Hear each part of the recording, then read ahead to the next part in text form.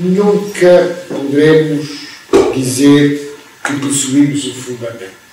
O fundamento é que nos possui. Esta é a ideia fundamental que não podemos esquecer. E quando o padre Anselmo Borges dizia, bom, há fundamentalismos, nós vamos ver os fundamentalismos económicos, que Joseph Stiglitz chama fundamentalismo do mercado. É um fundamentalismo. E a partir daí toda a violência implícita que está por trás da crise financeira que teve. Porque a crise financeira não é financeira. É de facto uma crise muito mais profunda. E temos que perceber, logo assim falávamos dessa questão fundamental que é a relatividade. Temos que falar no pluralismo, na diversidade, nas diferenças. E em algo que nos une fundamentalmente, que é como compreender a dignidade humana. Não é fácil, porque nós sabemos o que é a dignidade humana, mas percebemos que a dignidade humana obriga a encontrarmos-nos, a caminhar em conjunto. Naturalmente que sempre surge, assenta toda esta intervenção que teve o nosso António Machado, não é? Dizendo justamente que é importante esse caminhar.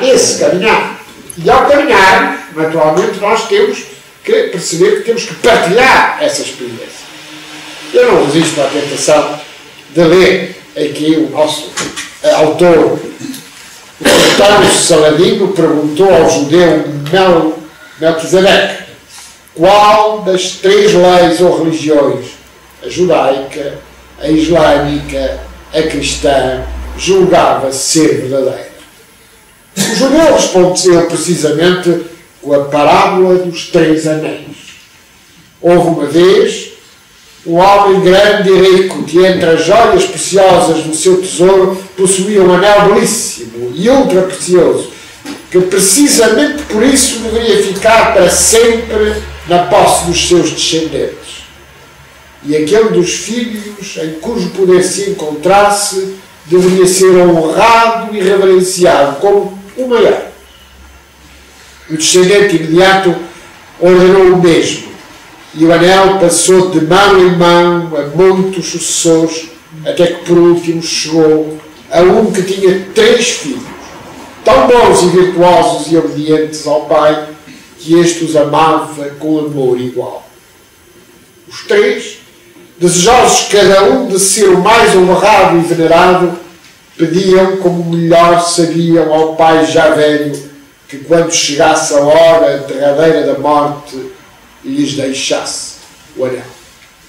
O pai, porque os amava a todos por igual e não sabia a qual deixá-lo, quis satisfazer os 3 e para isso, secretamente, encarregou um grande mestre Orives que fizesse mais 2 anéis tão semelhantes ao primeiro que nem ele próprio fosse capaz de distingui-los e saber qual era o verdadeiro. Ao chegar a hora, entregou a cada um dos filhos, secretamente, e sem que os outros 2 soubessem, um anel. Querendo depois cada um tomar posse da herança e da honra de ser o maior, os 3 exibiram os anéis. Mas eles eram realmente tão parecidos que era impossível saber qual era o verdadeiro. Esta é a parábola fundamental. Porque, como dizia o filósofo Karl Popper, nunca saberemos o suficiente para poder ser intolerantes. E é indispensável percebermos que há esse caminho, que há esse encontro.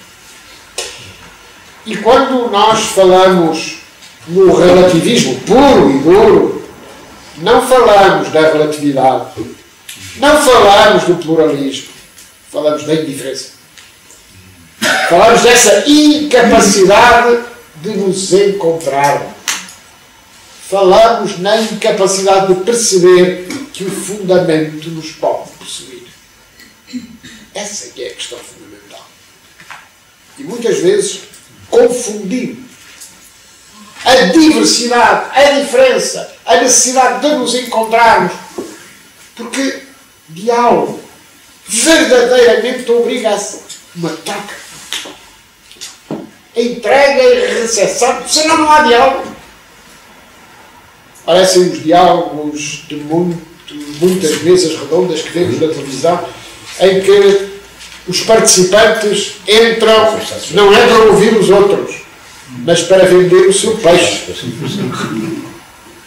E só estão disponíveis para vender o seu peixe. Isto não é diálogo. Isto é diálogo formal.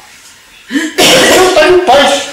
Queres comprar o peixe? Não queres comprar o peixe? Não há negócio. Não. A percepção exata de que o sentido é algo que tem que ser procurado em comum. E é algo que tem que ser entendido a partir da percepção dos valores, que podem ser, de facto, valores unificadores. Mas esses valores unificadores são os valores que compreendam a diferença. Esta é a questão fundamental.